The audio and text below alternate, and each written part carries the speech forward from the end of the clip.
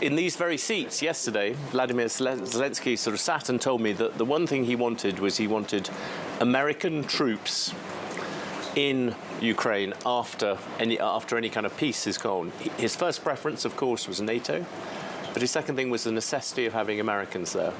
Do you agree with that? Can I be totally open with you? I'm not sure it is wise to discuss future peace deals through the media. I mean, if I was... You're telling me that. Yeah, but if you are Vladimir Putin, you sit in a reclining chair smoking your big cigar, and you can tick the boxes, yes or not, territory given up, yes or not, NATO, whatever. I mean, let's not do that. What we have to focus on is to get him, Volodymyr Zelensky, in the best possible position to start those talks.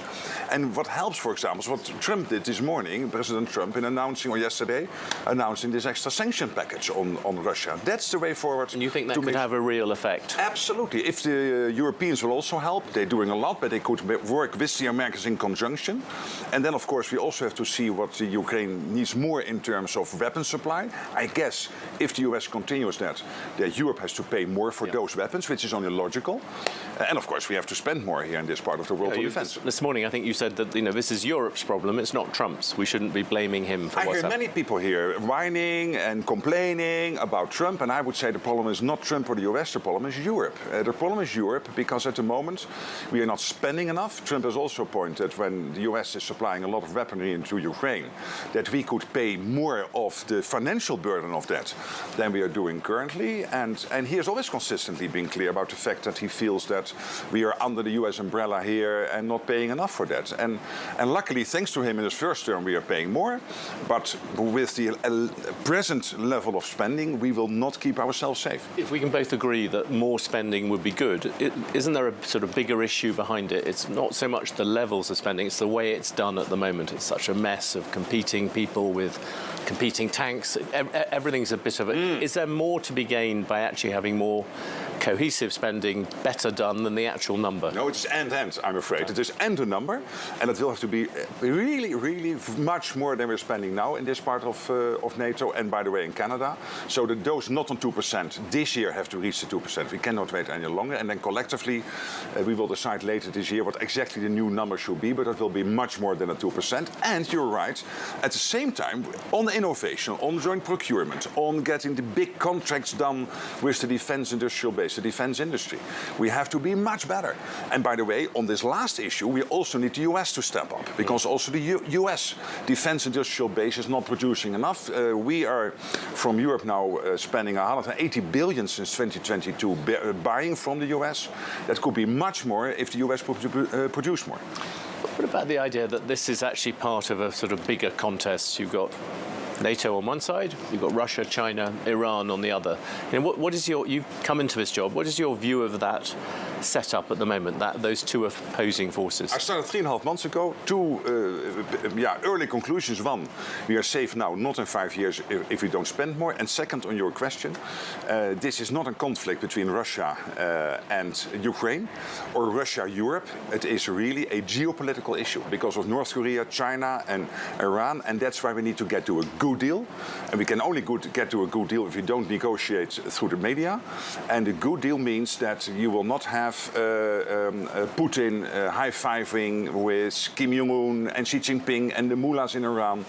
It's crucial that we come out stronger, that the US, the West is coming out on top.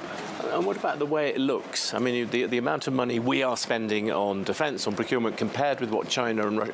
How do you think that stacks up? It's a real problem, but there is an issue on spending. And, of course, Russia is now spending 1/3 of the state budget on defence. Also, China is ramping up, but when you look at the output of the defence industrial base, China is producing now 5-6 times what the US is producing. As a collective NATO, we are producing in a full year in terms of ammunition, which is crucial, what Russia is producing in 3 months. So, and this is not sustainable. And that's why I'm saying in 4 or 5 years, we cannot defend ourselves if we don't get these two things right, the spending and the defence production. Isn't the problem, I mean, you used to be the Prime Minister of the Netherlands for a very long time. Isn't the problem that how difficult it is to convert factories, weaponry towards things. Putin's got this huge advantage. He can simply take a car factory and turn it into making tanks or whatever. That's true, but we have seen in the past that we can do it. Look at the United States in the Second World War, that when Roosevelt decided to enter the war after Pearl Harbor, that the US was able to ramp up the industry production because basically putting the whole of the US on a war footing. The minimum we now have to do is to move into a war mindset. Our mindset should be, we are not literally at war. Yes, through hybrid and cyber attacks and assassination attempts and jamming of airplanes, there's a lot happening there which we have to fight back on. But we are not in a real hard war at the moment, but we need to get to the mindset. And the mindset will then also make it possible for us to get on our industry base more on a war footing. One last thing on mindset. Trump, all this rhetoric, tariffs, all these things, can you think of any military alliance in history that has survived with one set of people issuing tariff threats and things on others? It's very hard, I think, to think of that as an alliance when there's so much friction within it. On the other hand, it also helps you to get these debates going. And I've seen some of the reactions coming out of the European Commission saying we have to buy more oil and more LNG from the US. So they are reacting. They are stepping up. And when you look at defense spending, I mean, it is a big deficit in terms of Europe buying so much more from the US than the US buying from Europe. So it is a bit of a mixed picture. But in the end, that Trump is starting that debate is good. And he will always do it in his own way, which is with the door in his hand coming in. But that's okay, because that makes it possible for you then to come to an agreement. I'm not too worried. Well, that's a good note to end on. Mark Rutte, thank you very much for talking to us.